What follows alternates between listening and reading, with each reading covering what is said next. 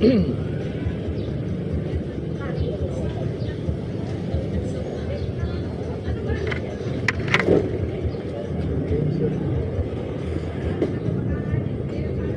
kong ibinili sa iyo, walang kadala-dala tayo. Exit now.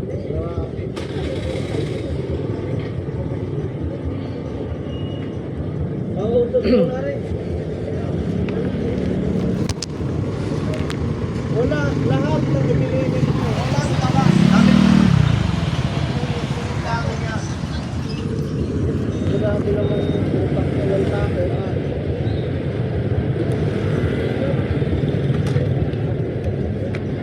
Tawag ng tawag, kaya ako tumawag, may papadala ako.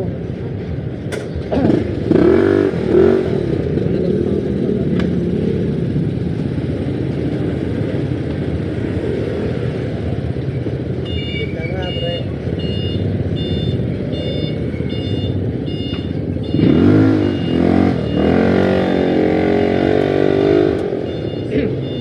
Praise Jesus, praise Jesus.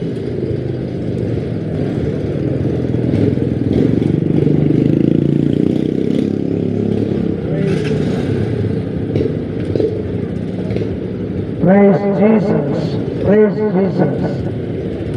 Purihin po ang Panginoon. Maganda.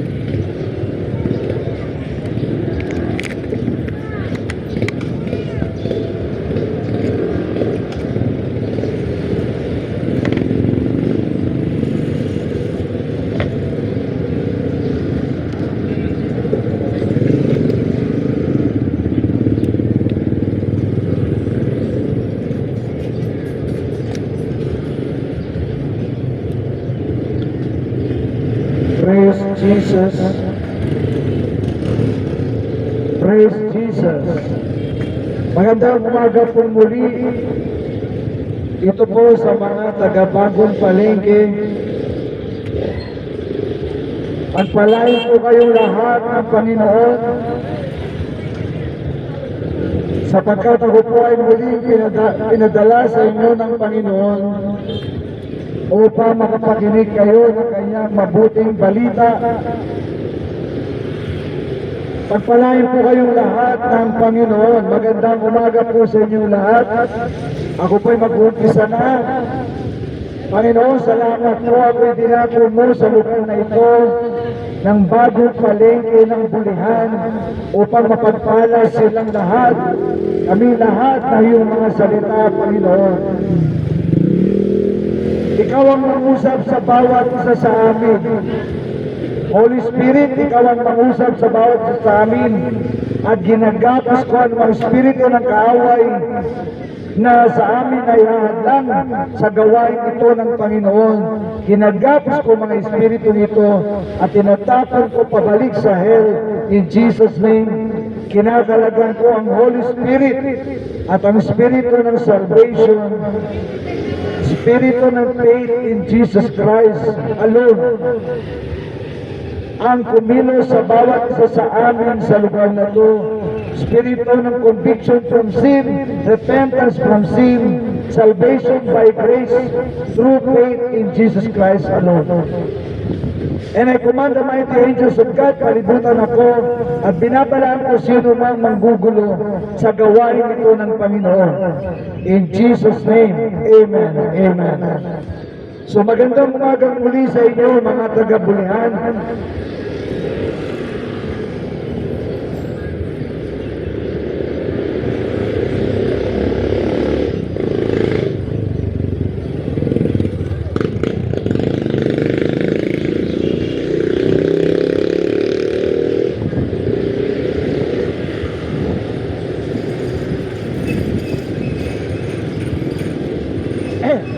Praise God.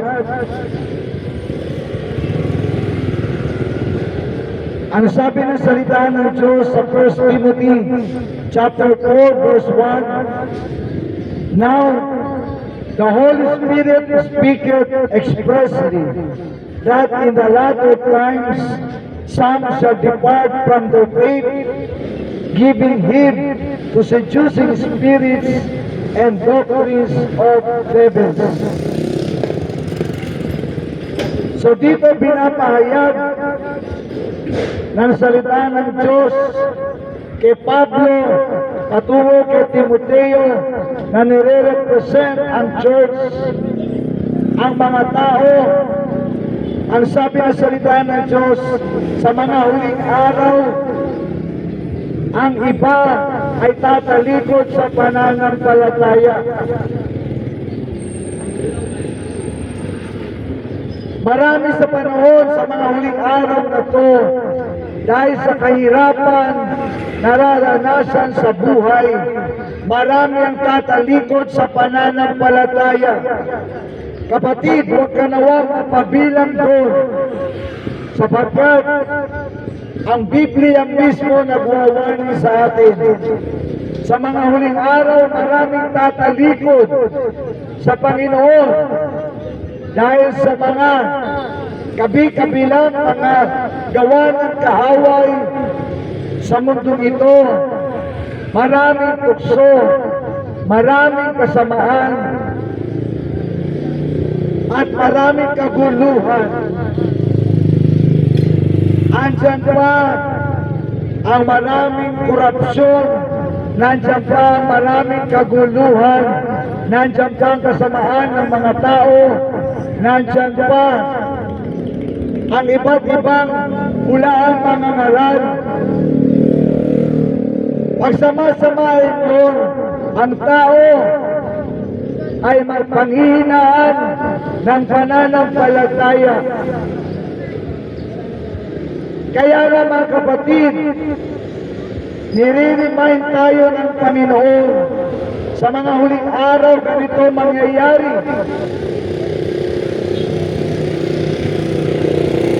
Upang ikaw ay warningan, upang tayo ay balaan ng Panginoon na magpakatatag sa iyong pananampalataya. Sapagkat sa mga huling araw, maraming magtatalikod sa Panginoon, maraming papaliwalain ang Panginoon, marami ang makikinig.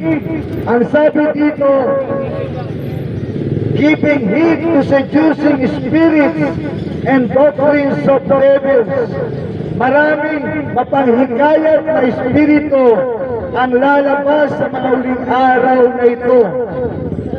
Kaya kapag tayo ay hindi bahon sa salita ng Diyos, hindi mapagsaliksik ng salita ng Diyos, ikaw ay maililigaw ng dyablo. Kaya nga, mayroong pinapadalang kagaya ko ang Panginoon upang ang mga tao ay palaan.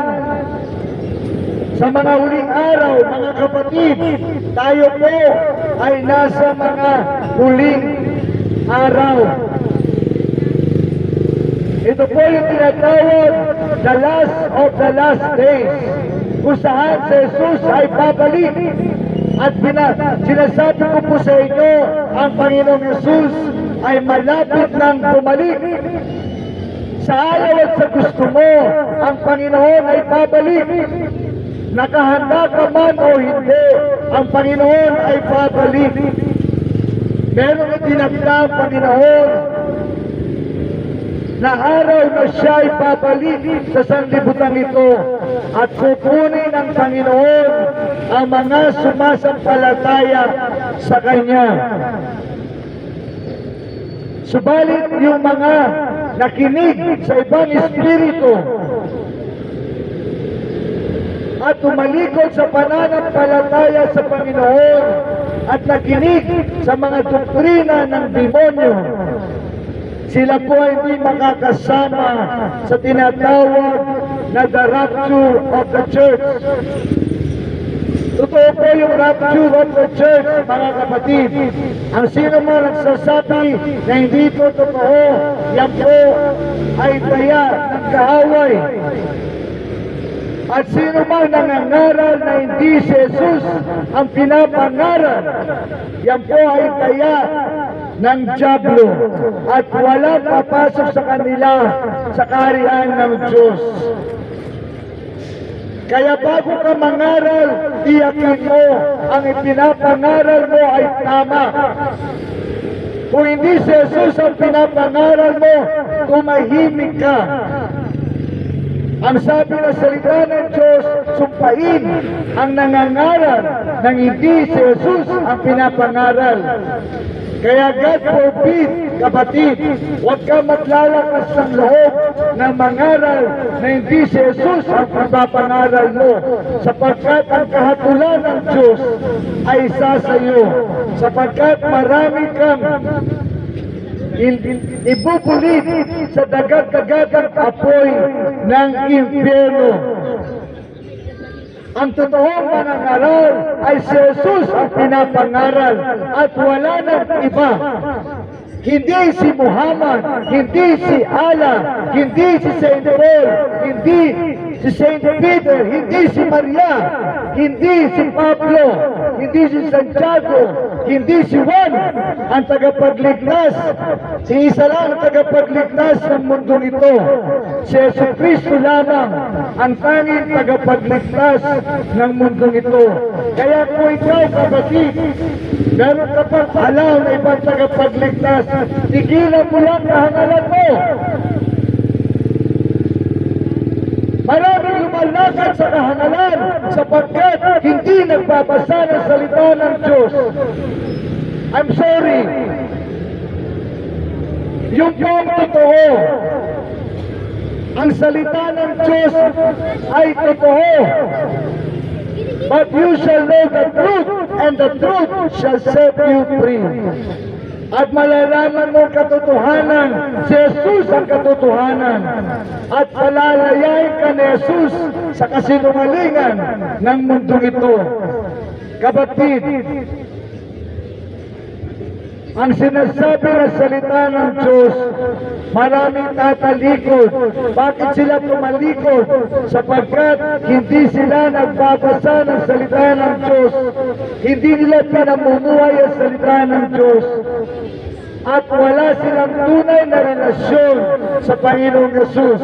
Sapagkat kung ikaw ay nagpakumbaba sa Panginoon, hiningi mo ng tawad ang lahat ng mga kasalanan mo at tinanggap mo siya, sumampalataya ka sa Kanya bilang Panginoon at tanging mong tagapagligtas. Kapatid, nasa tamang daan ka.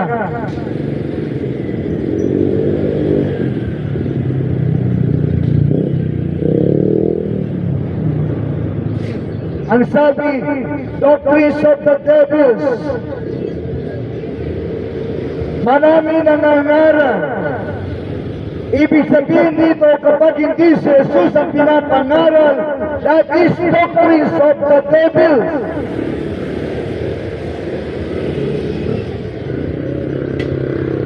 Kapag salungat sa salita ng Diyos, that is doctrines of the devils.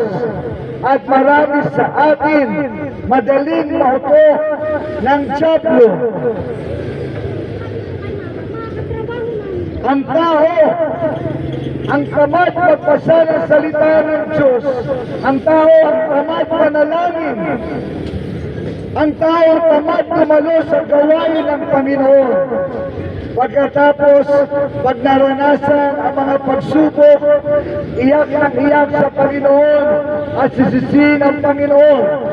Kapatid, wala tayong dapat sisihin, kundi sarili natin at ang katigasan ng ating mga ulo. Ang tanging mo lang gagawin, magpakumbaba sa Panginoon. Humingi ka ng tawad sa lahat ng mga kasalanan mo at ang Panginoon ay handang magpatawad sa atin anumang oras na lumapit tayo sa Panginoon. At walang kasalanan na hindi kayang patawarin ng Diyos. Kung iniisip mo, napakasama mo, kapatid, lumapit ka lang sa Panginoon, magpakumbaba ka lang sa Panginoon, gaano man karumi, gaano man kalaki ang kasalanan mo, kaya kang mapatawad ng Panginoon. Sapagkat ang Diyos natin ay mapagpatawad, ang Diyos natin mapagmahal, ang Diyos natin mapag-unawa sa atin. Kaya nga pinadala ng Ama ang kanyang bugtong na anak sapagkat inunawa ng Ama ang ating kalagayan. Alam ng Ama, tayo'y mahina. Kaya nga ang Panginoong Yesus bumaba sa lupa para agawin tayo sa kamay ng dyablo. Mga kapatid, kung hanggang ngayon wala ka pang relasyon kay Jesus, kapatid, mag-ingat ka. Huwag na huwag dumating ang kamatayan sa buhay mo sapagkat pupunta ka sa hell. Without Jesus, without salvation, no Jesus, no salvation. Yun po ang katotohanan. Masakit, subalit kung ikaw magpapakumbaba sa Panginoon, sasampalataya sa Kanya, ang Panginoon ay makakasama mo na habang buhay. Mga kapatid, kaya kami pinapadala sa inyong kalagitnaan dahil mahal kayo ng Panginoon. Lahat ng mga taga rito, mga nagtitinda, mga namimili, mga dumadaan, lahat po tayo nais ng Panginoon maligtas. Ako at kayo, tayong lahat nais ng Panginoon maligtas. Bawat pamilya sa lugar na to, nais ng Panginoon maligtas. Si Jesus namatay sa krus para sa ating lahat. Kaya espesyal ka sa Panginoon. Walang hindi espesyal sa Panginoon sa sino man sa atin dito. Kung inaakala mo hindi ka espesyal sa Panginoon, kapatid, nagkakamali ka. Namatay si Jesus dahil espesyal ka sa Kanya. Bawat isa sa atin, mahal ng Panginoon, nais maligtas ng Panginoon. Ang tanging gagawin ng kaluluwang Diyos ay humingi ng tawad sa kanyang mga kasalanan at tanggapin si Jesus bilang Panginoon at tagapagligtas mo. Kung hindi mo pa ito nagagawa hanggang ngayon, kapatid, you are in danger of hell.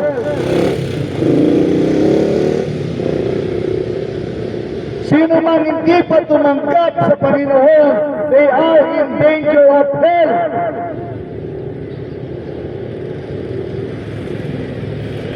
And hell is waiting to you. Kapatid, tatandaan natin, ang buhay natin dito ngayon sa lupa, hindi po ito ang totoong buhay natin. Ang totoong buhay natin, yung pag tayo nawala sa mundong ito, sapagkat yung buhay eternal. Ang buhay natin temporal. Kaya dapat pagkukulan natin ng mas malaking oras yung buhay natin after this life. Sapagkat yung buwang totoo, yung buwang panghabang buhay, eternal life sa piling ni Jesus sa langit o eternal damnation sa piling ng diablo sa hell. Nasa iyong pagpili. Kapatid, huwag lawang mangyari nang wala ka pang relasyon kay Jesus at ikaw ay namatay dito sa lupa. Walang ibang pupuntahan ang kaluluwa ko, kapatid. At maraming napupunta sa hell araw-araw, oras-oras, dahil lang hindi nila pinatuloy si Jesus sa kanilang mga buhay, dahil lang nakinig sila sa diablo kesa kay Jesus. Ayaw ng diablo, lumapit tayo kay Jesus sapagkat si Jesus Pag tayo lumapit sa Kanya, palalayain tayo ni Jesus sa kamay ng Diablo. Kapatid, kawawa ka kapag nasa kamay ka pa ng Diablo. Kapag wala kang relasyon ni Jesus, hawak ka ng Diablo, umalis ka sa Kanya. For God's sake, kawawa ang kaluluwa mo sa hell.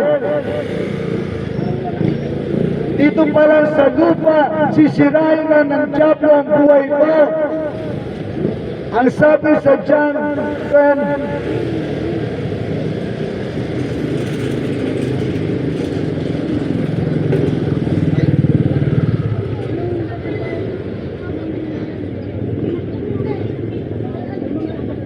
the thief cometh not but for to steal and to kill and to destroy.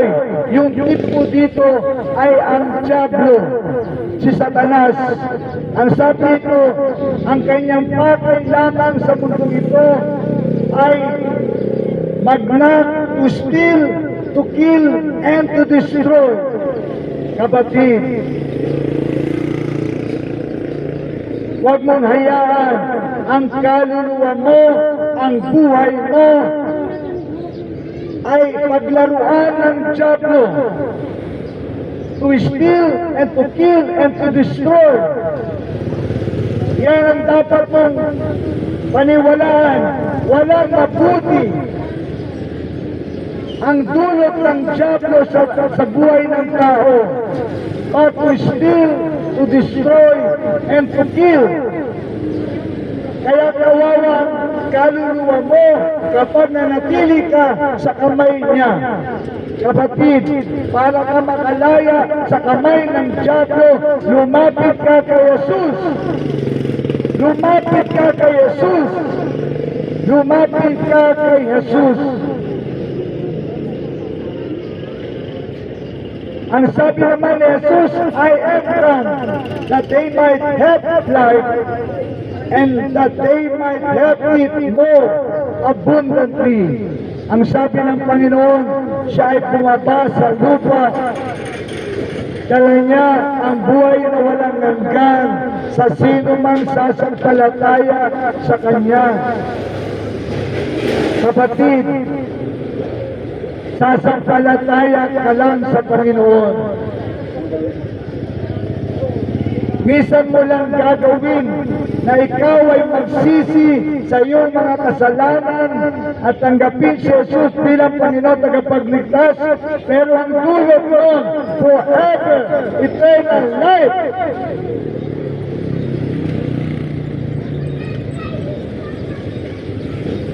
Huwag tayo magpadaya sa Diablo.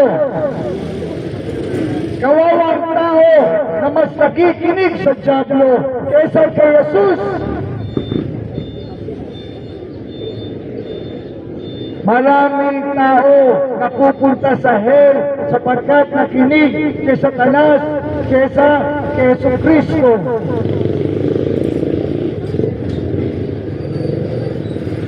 Ang sabi ng Panginoon, I have come that they might have life and that they might have it more abundantly. Kapatid, pag pinapasok mo si Jesus sa buhay mo, lalaya si Satanas sa buhay mo. Makakalaya ka kay Satanas at mararanasan mo ang buhay na walang hanggan. Dito pa lang sa lupa, mas lalo na kapag pumanaw ka na sa mundong ito. Ang Panginoong Yesus, ang kailangan natin lahat. Ako at kayo, kailangan natin si Jesus so that we might have abundant life. Yun ang gusto ng Panginoon sa atin. Alam ng Panginoon, mahirap ang buhay natin dito sa lupa. Kaya nga siya bumaba para tayo ay bigyan ng masaganang buhay.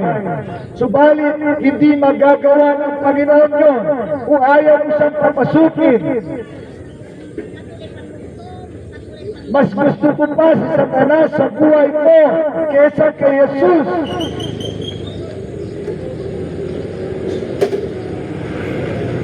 Ayaw na ayaw ni Satanas na tayo ay lalapit kay Jesus sapagkat alam niya, pag lumapit tayo kay Jesus, makakalaya tayo sa kanyang kamay at makakalaya tayo sa apoy ng impyerno. Kapatid, ang tanging mo lang gagawin, magpakumbaba sa Panginoon, humingi ka ng tawad sa Panginoon. Walang nakakahiya sapagkat lahat tayo nagkakasala sa Panginoon. Ako at kayo, tayo lahat nagkakasala sa Panginoon. So okay lang lumapit sa Panginoon at humingi ng tawad sa ating mga kamalian, sa ating mga kasalanan, at ang Panginoon patatawarin tayong lahat, walang exempted. At ang tanging mong gagawin, sasampalataya ka lang sa Panginoon. Tatanggapin mo siya bilang Panginoon, tagapagligtas mo. Kapatid, huwag mo antayin na sumapit ang kamatayan sa iyo at hindi mo pinatuloy sa Jesus sa buhay ko. Anghel, nag-aantay sa iyo. Kawawang kaluluwa mo doon, araw at gabi, walang katapusan, eternal nga, kapatid. Ang nais ng Panginoon, magkaroon tayo ng eternal life sa piling niya sa langit. Marami sa atin ang gusto eternal life, subalit hindi sinusuko ang buhay kay Jesus. Walang ganon, kapatid. Walang ganon. Kailangan ka lumapit kay Jesus. Kailangan mo suko ang buhay mo kay Jesus. Kailangan mo siyang tanggapin bilang Panginoon tagapagligtas. Minsan mo lang gagawin yon, kapatid. Subalit ang kapalit nun ay habang buhay sa piling ni Jesus. Dito pa lang sa lupa, kasama mo na siya. Mas lalo na pag yumaon ka na o kaya dumating na yung tinatawag na the rapture of the church. Mga kapatid, malapit na po dumating ang Panginoon. Sa ayaw at sa gusto natin, darating siya sapagkat sinabi na ito. At ang Panginoon hindi sinungaling kagaya ng tao. Ang tao sinungaling, ang Panginoon hindi sinungaling. Kaya doon tayo sa Panginoon, makinig, huwag sa tao. Sapagkat ang Panginoon ay hindi sinungaling. Ang tao dapat na sinungaling. Tapos tayo makikinig sa tao, imbis na sa Diyos.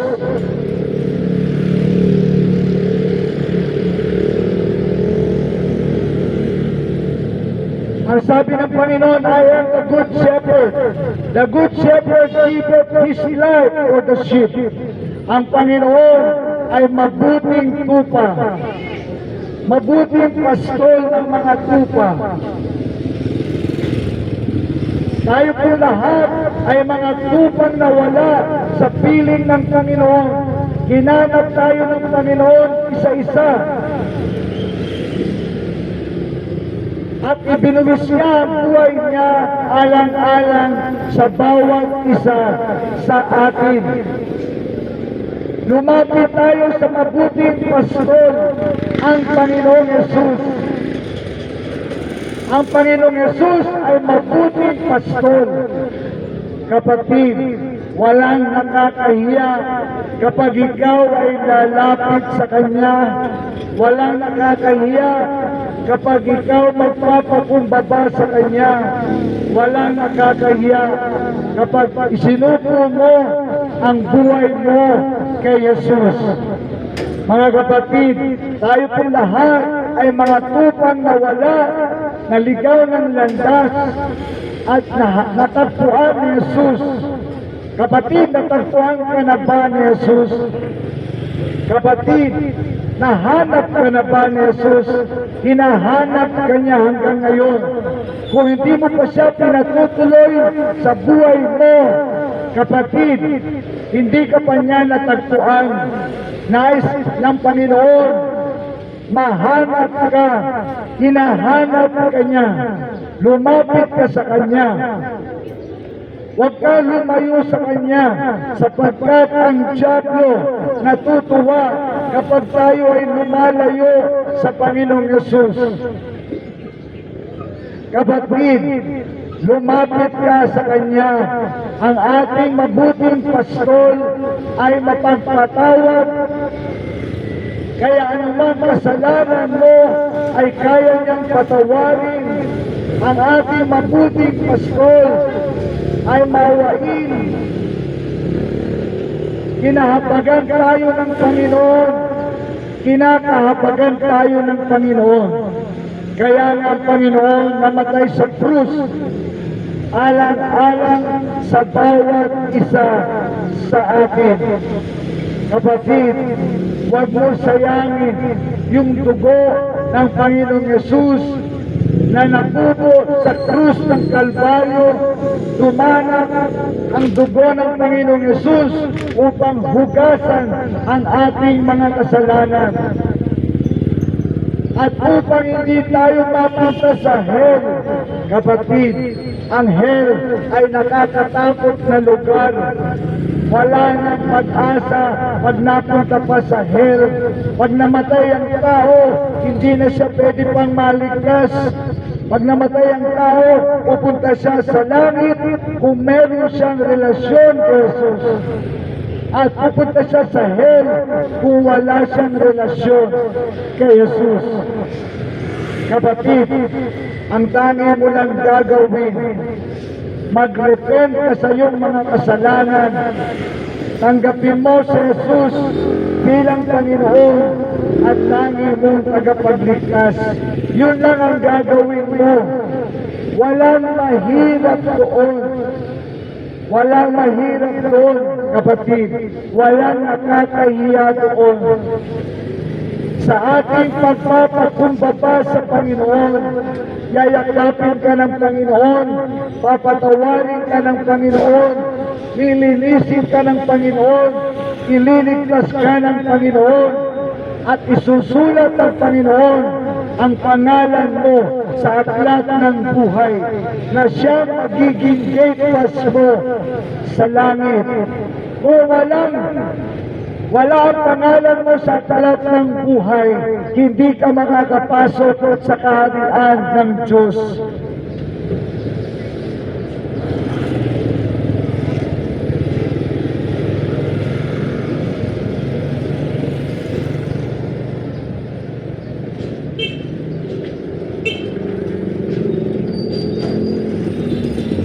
Ang sabi ng salita ng Diyos,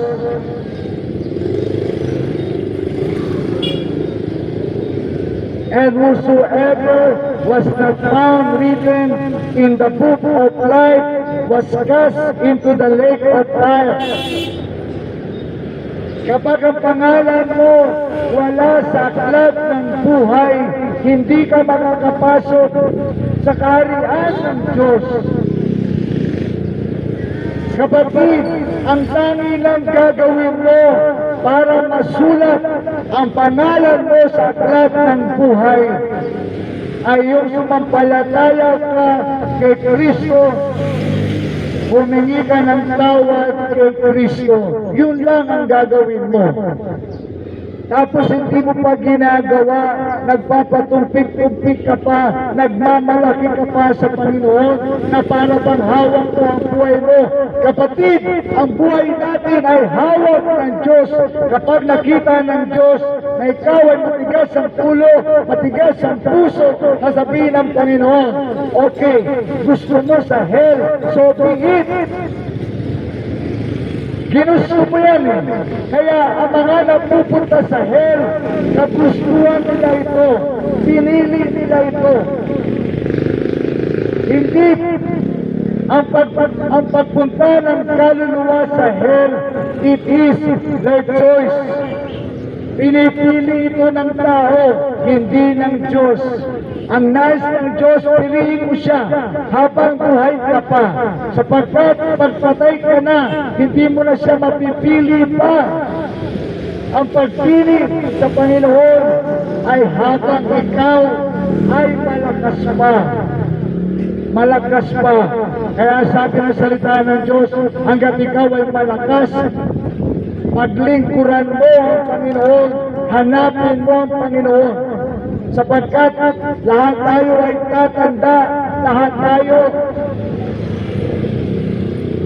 ay puputi ang buhok, at lahat tayo mamamatay. Una-una lang po tayo mga kapatid, ang tanong, saan pupunta ang kaluluwa mo? Pag ikaw ay namatay sa langit, kung ikaw ay may relasyon kay Jesus, o sa impyerno, pag wala kang relasyon kay Jesus. Ganun lang po kasimple yun. Ang salita ng Diyos ay hindi paligoy-ligoy. Pag walang relasyon kay Jesus, pupuntahan ka kaluluwa sa hell.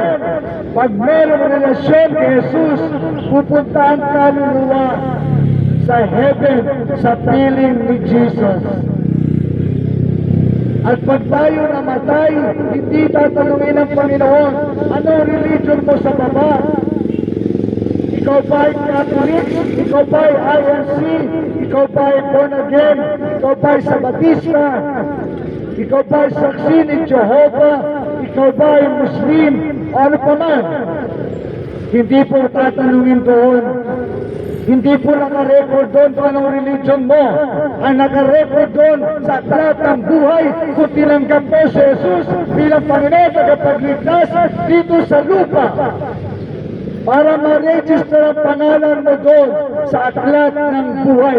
At gawin mo na yun hanggat ikaw ay malakas pa, hanggat ikaw ay buhay pa, sapagkat pag namatay ka na, wala na pagkakataon na maligtas ka, kapatid. Mamaya pag uwi mo sa bahay, mag-pray ka. Bago ka magluto, bago ka maglaba, bago ka umasikaso na ano pa man, mag-pray ka muna. Humingi ka ng tawad sa Panginoon. Tanggapin mo si Jesus bilang Panginoon tagapagligtas mo. Siguruhin mo muna ang kaligtasan mo, kapatid. Yun ang pinaka-importante sa buhay natin. Kaya sinasabi ng salita ng Diyos, what shall it profit a man if he shall gain the whole world but loses his own soul? Ano nga ang pakinabang kung ikaw ay milyonaryo, mamamatay tayo pare-parehas. Ang tanong, saan pupunta ang kaluluwa mo? Pag wala kang relasyon sa Jesus, pupunta lang yan sa hell. Milyonaryo ka man, sikat ka man, pupunta ka lang sa hell. Anong saysay mo? What shall it profit a man if he shall gain the whole world but loses his own soul?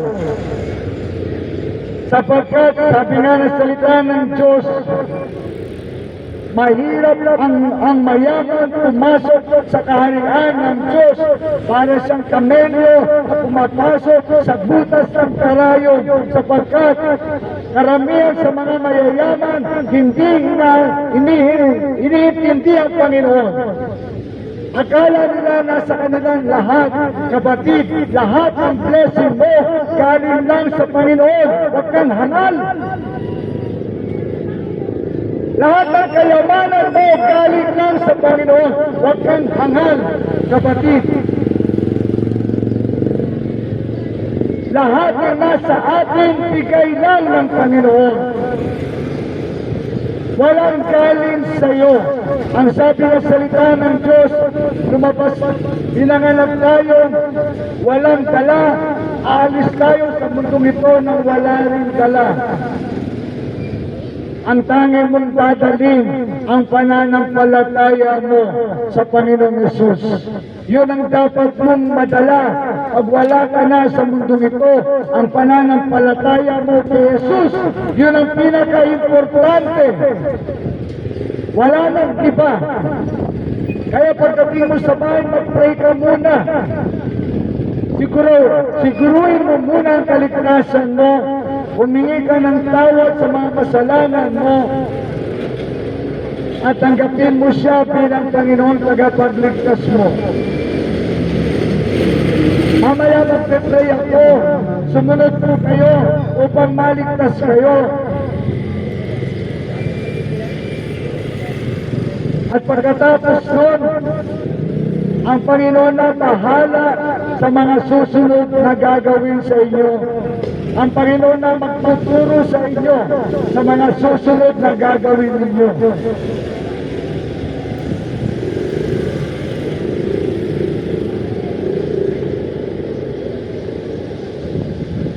And whosoever was not found written in the book of life was cast into the lake of fire. Yung po ang totoo, mga kapatid. Ako po ay mangangaral ng Panginoon, hindi ako mangangaral ng tao. Kaya sinasabi ko sa inyo ang buong katotohanan. Kung ano pinapasabi ng Panginoon, yun ang sinasabi ko sa inyo. Magalit man kayo sa akin o hindi. Basta sinunod mo ang Panginoon. Mahal kayo ng Panginoon, mga kapatid. Mga taga-bagong palengke, mahal kayo ng Panginoon. Kung ako lang po masusunod, yung ganang sarili ko, ayaw ko nang bumalik. Subalit ang Panginoon, pinababalik ako sa ayaw at sa gusto ko. Kailangan kong sumunod sa Panginoon, sapagkat mahal niya ang mga taga-bagong palengke hulihan. Kaya magpasalamat kayo sa Panginoon. Kaya magpakumbaba kayo sa Panginoon, mga taga-face hulihan. Mga taga-bagong palengke, magpakumbaba kayo sa Panginoon. Humingi kayo ng tawad sa Panginoon sa lahat ng inyong mga kasalanan at tanggapin ninyo si Jesus bilang Panginoon at tagapagligtas nyo. Sapagkat kung hindi, kapatid, masasayang lang ang mga pagpunta ko dito, masasayang lang ang salita ng Diyos at ang natutuwa ang diablo. Sapagkat alam ng diablo, pag namatay ka nang wala kang relasyon kay Jesus, pupunta ka sa piling niya, parurusahan ka niya doon sa hell, araw at gabi. Yun pa ang gusto natin, mga kapatid. Kung yun ang gusto mo, wala kang magagawa doon. Kaya yung mga napupunta sa hell, dinaya sila ng diablo, pinagmatigas ng diablo ang kanilang mga puso. At sinabi sa kanila ng diablo, okay lang yun, mabubuhay ka kung kailan mo gusto, matagal pa ang buhay mo. Yan po ang mga salita ng diablo. Huwag po tayo makikinig sa kanila. Sa Panginoon tayo makinig. Magpakumbaba ka sa Panginoon. Tanggapin mo siya bilang Panginoon tagapagligtas mo at himingi ka ng tawad sa Kanya. Ang Panginoon ang mabuting pastor, good shepherd. Kaya kaya kanyang patawarin. Walang sino man sa atin dito hindi kayang patawarin ng Diyos. Kaya kang patawarin ng Diyos, lumapit ka lang sa Kanya. Magpakumbaba ka lang sa Kanya. Tanggapin mo lang siya bilang Panginoon at tangi mong tagapagligtas.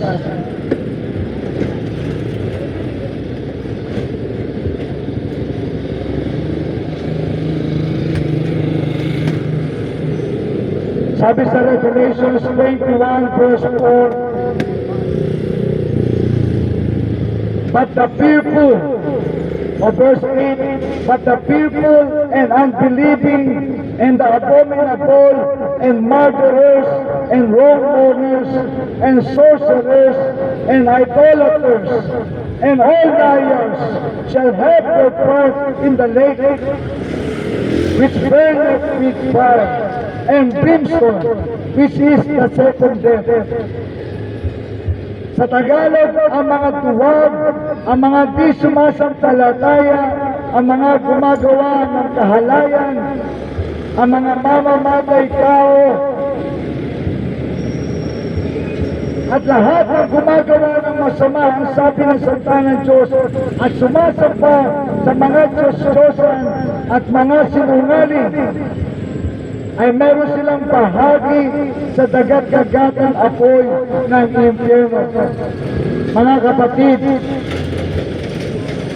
wala po nakakaligtas sa hustisya ng Diyos. Kaya yung mga corrupt officials sa Pilipinas, wala po papasok yan sa kaharian ng Diyos. Wala po papasok dyan sa kaharian ng Diyos. Yan po ay patibong na Satanas sa kanila. Akala nila marami silang pera, marami silang ninakaw, ay sold na sila, kapatid. Hanggang dito lang yan sa lupa. Pagdating mo sa kabilang buhay, hell ang tutunguhan mo. At mahirap silang maligtas. Para silang maligtas, kailangan magsisi sila ng buong puso. Tanggapin si Jesus ng buong puso. Isoli ang mga ninakaw nila sa kaban ng bayan at tanggapin ang kaparusahan ng Diyos at ang kaparusahan ng batas ng Pilipinas para silang maligtas.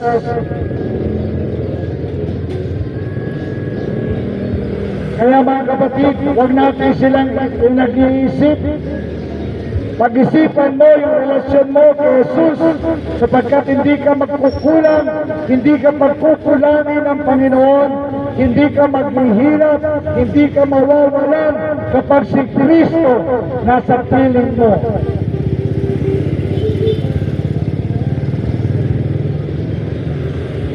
Lahat ng gumagawa ng masama, mga kapatid, tigilan na natin yan. Tigilan na natin yan. Pupunta ka